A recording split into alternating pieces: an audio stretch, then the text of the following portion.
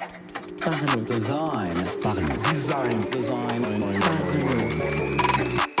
Votre podcast Parlons Design saison 4 est sponsorisé par The Kakatoes Theory, le site des product designers. Salut, c'est Romain Pinchna, bienvenue dans un nouvel épisode du podcast Parlons Design dans lequel on va débriefer le récent défi que je me suis lancé de 30 jours de modélisation, création 3D. Je vous en parle régulièrement des défis de 30 jours comme ça, c'est vraiment une très bonne méthode pour apprendre, pour découvrir de nouveaux domaines autour du design, ou même ça peut être pour le design pur.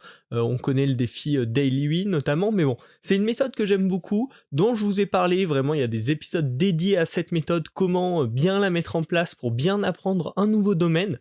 Moi je l'ai mis en place en décembre sur 30 jours de modélisation, un peu de texturing, 3D et puis aussi des rendus. Donc je voulais vous en parler un petit peu, vous donner mon débrief, qu'est-ce que j'ai appris, qu'est-ce que j'ai retenu, des petits conseils que vous pouvez mettre en place vous-même dans vos défis de 30 jours. Voilà, vous partagez ça un petit peu pour qu'on puisse continuer à discuter, pour que vous puissiez être tenu au courant. Alors, la première chose dont je voulais vous parler avant de commencer ce podcast, c'est que ce défi de 30 jours de 3D, je ne l'ai pas commencé avec zéro base en 3D. Parce que ça peut être le risque quand on veut vraiment commencer, se lancer un gros défi dans un domaine, c'est que si on connaît vraiment rien, on va être déçu, ça va être très très dur le début d'apprendre les bases, les premiers jours on va vraiment galérer, ça va nous prendre énormément de temps, et du coup on peut rapidement être un petit peu démotivé. Donc avant ça, parce que la 3D c'est quand même un domaine un petit peu complexe où il y a beaucoup de choses, il y a à peu près un an j'avais fait les tutos de Blender, qui sont assez bien foutus d'ailleurs et qui m'ont permis de vraiment comprendre les bases de la modélisation 3D sous Blender. Et il y a quelques temps aussi j'ai eu un cours à Ethic, l'école à laquelle j'étudie, de 3D sur quelques modules, donc une quinzaine, vingtaine d'heures. Donc voilà, j'avais déjà quand même des petites bases en 3D qui me permettaient pas de faire des trucs de ouf, mais déjà, des bases, je suis pas parti de rien, surtout dans un domaine un petit peu compliqué comme ça. Donc finalement, le conseil que je peux vous donner et que je veux vous donner à travers ça, c'est prenez quelques jours au moins pour découvrir le domaine dans lequel vous voulez vous lancer un petit challenge avant de vous lancer dedans à corps et âme, quoi. Voilà. La seconde chose que je voulais vous donner avant qu'on parle un petit peu justement des moments marquants de ce défi et de mes conseils, c'est que pour une fois, d'habitude j'ai l'habitude de faire mes défis 30 jours moi-même, m'imposer les règles, choisir le sujet moi-même. Là ce qui s'est passé c'est que quelqu'un de ma promo a proposé en fait à toute notre promo de lancer ce petit défi. Alors lui il avait proposé un 30 jours de low poly, donc il y a un style particulier de la 3D. Moi ce que je me suis dit c'est j'ai pas envie de faire spécialement du low poly, mais 30 jours de 3D globalement ça me convient, donc j'ai suivi ce challenge et j'ai écouté les thèmes qu'ils proposaient chaque jour, mais moi je me suis pas mis la contrainte du low poly, j'ai transformé ça en 30 jours de 3D, donc ça peut être aussi une solution. Si vous avez besoin d'une communauté d'autres personnes pour vous lancer dans un défi, vous pouvez tout simplement vous raccrocher à un défi existant ou lancé par des gens que vous connaissez ou autres, et un petit peu adapter les règles à vous, vos envies, vos ambitions, c'est pas du tout un souci. J'ai quand même partagé avec les personnes qui avaient rejoint ce défi mes créations au quotidien, et ça n'a pas posé de souci que je m'étais un petit peu écarté de la règle, et au pire vous le gardez pour vous, et comme ça vous faites quand même le défi, vous êtes quand même guidé, vous avez quand même d'autres personnes qui peuvent vous encourager, et qui travaillent en même temps que vous au quotidien. Donc voilà, maintenant on va pouvoir rentrer un petit peu dans le vif du sujet avec les moments marquants, les moments que je voulais partager avec vous de ce défi. Donc comme je vous l'ai dit, j'ai commencé avec un niveau très moyen, j'ai fini avec un niveau un petit peu meilleur, mais la 3D a quand même vraiment beaucoup de choses à découvrir, donc j'ai toujours pas un niveau de ouf, mais j'ai quand même appris pas mal de choses, grâce à des réussites, mais aussi grâce à des échecs qui étaient tout aussi importants je pense, et donc je vous en ai noté quelques-unes dont je vais vous parler immédiatement. Alors, la première chose, donc je vous avais dit au départ c'était un défi 30 jours de low poly que moi j'ai transformé en 30 jours de 3D, et l'avantage du style low poly pour se lancer dans la 3D, c'est que ça permet de faire relativement simplement des résultats directement très sympas. Il y a quelques jours où j'ai quand même suivi cette règle, j'ai fait du low poly parce que ça me faisait plaisir, et c'est vraiment un style très plaisant à faire quand on est débutant parce qu'on peut rapidement arriver à des résultats sympas. Et ça peut être quelque chose que vous pouvez adopter dans vos propres défis. Quand vous commencez les premiers jours, trouvez peut-être un style de réalisation qui permet d'avoir des résultats assez sympathiques avec des capacités plutôt moyennes. Ça peut être une bonne astuce pour prendre de la motivation rapidement. Par contre, tout à l'inverse, dès que j'ai essayé de faire des créations photoréalistes, voilà, un petit peu précises, sans en y passant juste le temps d'un challenge quotidien, là ça a été catastrophique. J'ai notamment essayé une chaise en mettant des vraies textures et tout, un truc un peu bien poussé quoi. Et là vraiment ça n'allait pas parce que sur ces choses-là, il faut déjà des grosses compétences, il faut y passer vraiment du temps pour affiner tout ça. Et du coup, on peut pas essayer d'atteindre des styles très compliqués qui demandent énormément de compétences en peu de temps quand on débute. Voilà, faut l'accepter, faut juste l'accepter et savoir faire progresser son niveau et aussi passer sur des styles un petit peu plus compliqués. Peut-être pas sur un défi on va faire une création par jour, mais peut-être sur un défi on va faire une création par semaine ou juste sur un petit projet comme ça. Donc voilà, là ça a vraiment été la catastrophe. Une belle autre surprise pendant ce défi, c'est qu'un jour j'ai fait une boîte d'allumettes et du coup je me suis dit pourquoi pas essayer de créer mes propres textures. Alors j'ai pas utilisé les bons outils du tout, j'ai utilisé Adobe XD pour faire ma texture, ce qui est pas du tout adapté, mais c'était pas le souci. J'ai découvert comment créer une texture, je me suis rendu compte que c'était pas si compliqué que ça finalement, ça pouvait faire vachement peur, et finalement on s'aperçoit qu'en jouant avec des calques, avec voilà, certaines couleurs, on comprend un petit peu aussi comment fonctionnent les différents types de textures qu'on peut utiliser en 3D. Voilà, je me suis rendu compte que c'était faisable finalement, même avec un petit niveau. Et donc ça a été une belle réussite finalement, découvrir un domaine que je ne connaissais pas du tout, la création de textures pour des objets 3D, le faire un petit peu avec les outils que moi je sais utiliser, que moi je comprends, et arriver à un résultat sympa. Donc ça a été une belle découverte justement que permettent ces défis où tous les jours on peut explorer des nouvelles petites techniques, des nouvelles petites choses qu'on n'aurait pas forcément le temps d'explorer dans d'autres cas. Donc ça c'était une belle découverte. Au contraire, encore une fois, il y a un jour, il y avait le défi, c'était de faire un burger en 3D, et là ça a été clairement catastrophique. Je me suis rendu compte que les formes organiques, en fait c'est assez compliqué à faire. En tout cas, moi, j'ai pas encore les compétences, j'ai pas encore le niveau. Et du coup, là, ça a été très dur, très déçu du résultat. Je pense que c'était le pire de ces 30 jours. Mais j'ai quand même été au bout, j'ai essayé de donner un style à ce que je pouvais. Je l'ai quand même publié, je me suis forcé à le publier, même si c'est pas beau. J'ai mis un petit commentaire sur Twitter, je crois, en disant que bon, j'avais essayé, c'était pas encore ça, mais qu'on allait s'améliorer au fur et à mesure des jours. Et voilà, faut l'accepter quand on fait des défis comme ça où tous les jours on crée quelque chose, que des fois ce soit moins bien. C'est comme ça. Je suis passé à la suite.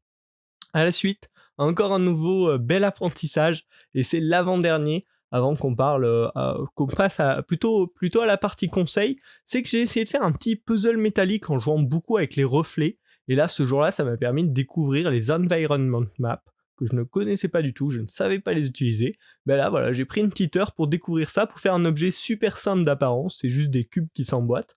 Mais du coup, avec les reflets, avec les lumières, j'ai pu apprendre à jouer. Et du coup, là aussi, c'était un enseignement assez intéressant. Et enfin, le dernier enseignement catastrophe, échec de ce défi, c'est le jour où j'ai essayé de créer un ventilateur, mais je suis parti sans vraiment de plan en tête. Et là, direct, pareil, ça a été le mur. Quand on fait une création un petit peu originale, qu'on essaye de faire unique, il faut absolument avoir une idée en tête dès le départ, sinon ça part dans tous les sens et ça ne mène à rien. Voilà, ça c'était le dernier échec que je voulais partager avec vous dans ce podcast. Bien sûr, vous pouvez retrouver là tout ce dont je vous parle sur Behance. J'ai fait une page Behance avec tout ça. Donc je vous mettrai le lien en description si vous voulez le regarder pendant que vous terminez d'écouter ce podcast. Et on va passer à la partie apprentissage. Qu'est-ce que j'ai appris sur la 3D durant ce défi ? 3 choses principales. Déjà, les détails qui symbolisent un objet, ça va vraiment tout changer. Alors ça s'applique à la 3D, mais je pense aussi aux illustrations. Il y a vraiment des formes qui symbolisent dans notre esprit certains objets, certaines choses. Et si on les met pas, ça va complètement casser l'objet. On ne verra plus, on ne reconnaîtra plus l'objet, alors qu'avec ces simples petits détails, on peut recréer tout simplement l'imaginaire de l'objet en question. Le second apprentissage vraiment important au cours de ce défi, c'est d'avoir touché un petit peu à tout. Je connaissais la 3D vraiment de base, là j'ai pu toucher un petit peu au texturing, à la création, à l'utilisation d'environment map, donc qui permettent en fait d'émettre comme si on était au milieu d'un environnement compliqué, mais sans avoir à le créer en 3D.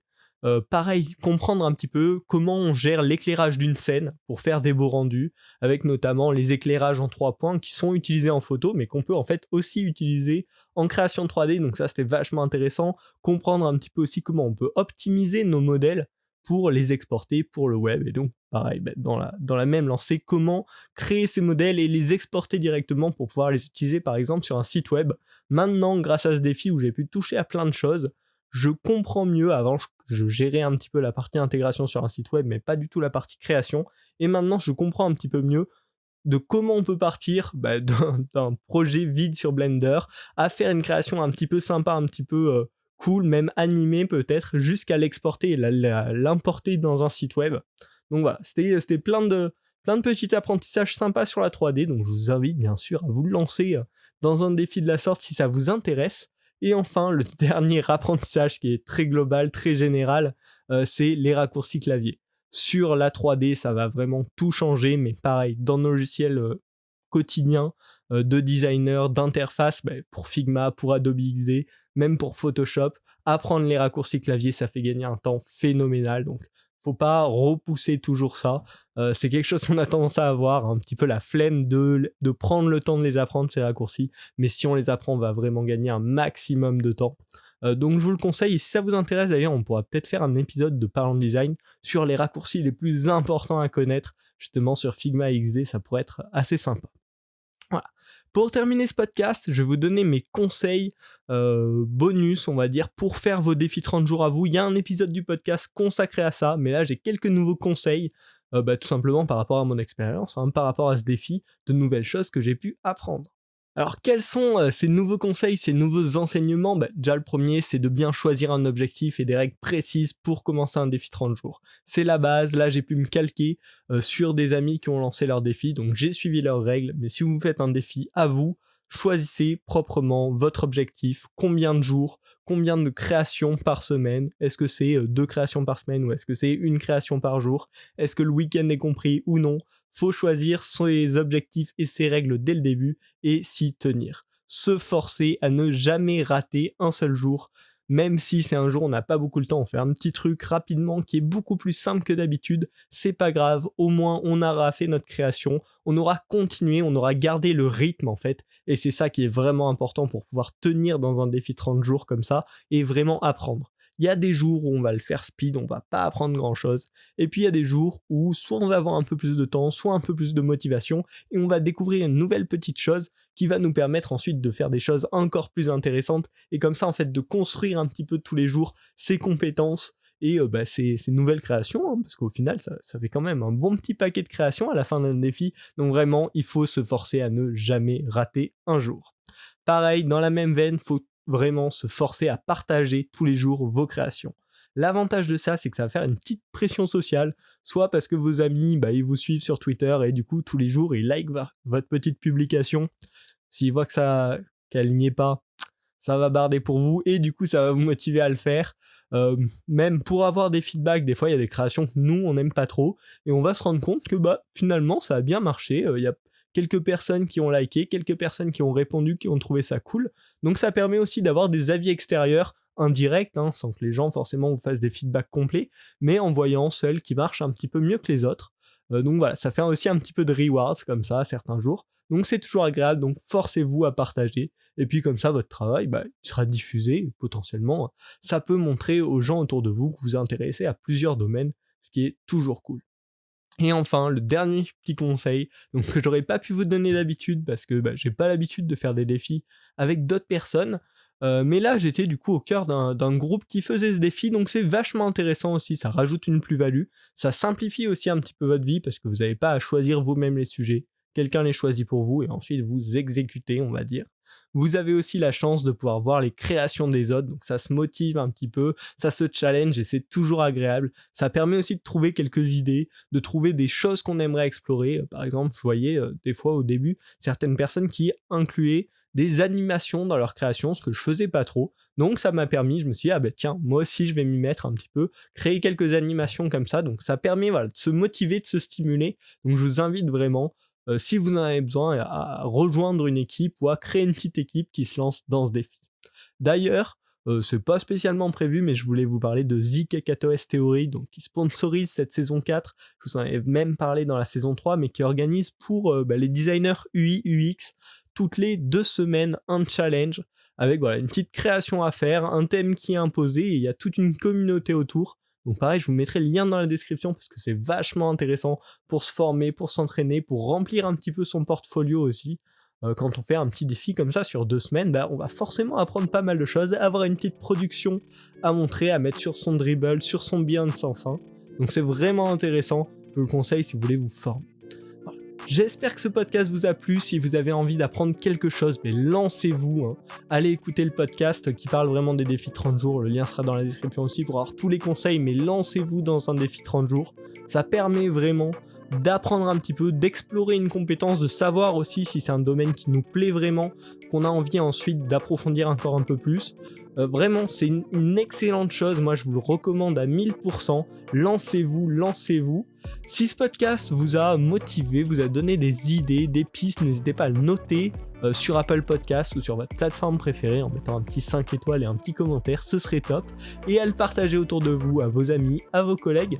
Et nous, on se retrouve la semaine prochaine pour un nouvel épisode du podcast Parlons Design. Salut.